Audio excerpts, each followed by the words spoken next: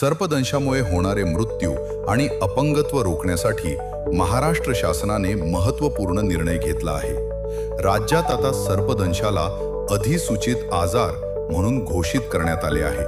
त्यामुळे सर्पदंशाच्या प्रत्येक घटनेची शास्त्रशुद्ध नोंद, प्रभावी संनियंत्रण, वेळेवर उपचार आणि अँटी स्नेक वेनम म्हणजेच ASVच्या उपलब्धतेचे नियोजन अधिक सक्षम होणार आहे. आता राज्यातील शासकीय व खासगी रुग्णालये, वैद्यकीय महाविद्यालये आणि वैद्यकीय व्यावसायिकांना त्यांच्या निदर्शनास आलेल्या प्रत्येक संशयित, संभाव्य किंवा निश्चित सर्पदंशाच्या घटनेची नोंद करणे बंधनकारक असेल. सर्पदंशामुळे झालेल्या मृत्यूची, विशेषतः गंभीर किंवा प्राणघातक घटनेची माहिती संबंधित आरोग्य प्राधिकरणाला तात्काळ कळवणे आवश्यक राहणार आहे. ग्रामीण आणि दुर्गम भागात सर्पदंशाचा धोका तुलनेने अधिक असतो.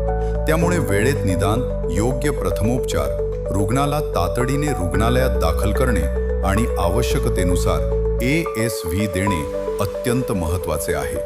सर्पदंशांच्या घटनांची माहिती जिल्हा आरोग्य अधिकारी किंवा जिल्हा शल्य चिकित्सकांना कळविली जाईल. त्यानंतर शासनाने निश्चित केलेल्या HMIS/DHIS2 एकात्मिक रोग सर्वेक्षण कार्यक्रम IDSP व अन्य अहवाल प्रणालीमध्ये नोंदवली जाणार आहे. सर्पदंश प्रतिबंध आणि नियंत्रणासाठी राज्यापासून जिल्ह्यापर्यंत स्वतंत्र नोडल यंत्रणा कार्यरत राहणार आहे. ही यंत्रणा घटनांचे संनियंत्रण, उपचार व्यवस्थेचा आढावा आणि प्रतिबंधात्मक उपाययोजनांवर लक्ष ठेवेल. सर्पदंशावर उपचार करणाऱ्या आरोग्य संस्थांना ASVची उपलब्धता, प्राप्ती, वापर आणि शिल्लक साठ्याची अद्ययावत नोंद ठेवावी लागणार आहे. त्यामुळे सर्पदंशाचे प्रमाण अधिक असलेल्या भागात आवश्यक ASV साठ्याचे प्रभावी नियोजन करता येईल. प्रत्येक रुग्णाच्या नोंदीत दंशाची तारीख व ठिकाण, रुग्णाचे वय व लिंग, विषबाधेची लक्षणे, उपचार, दिलेल्या ASVच्या कुप्यांची संख्या, संदर्भ सेवेचा तपशील आणि उपचाराचा परिणाम नोंदविला जाईल.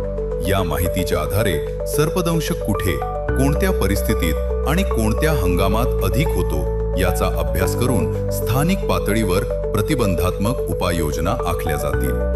लक्षात ठेवा, सर्पदंश झाल्यानंतर प्रत्येक क्षण महत्त्वाचा असतो. सर्पदंशाची प्रत्येक घटना नोंदवूया. रुग्णाला वेळ न घालवता योग्य आरोग्य संस्थेत दाखल करूया आणि अनमोल जीव वाचवूया. वेळेवर योग्य उपचार हाच जीव वाचवण्याचा मंत्र.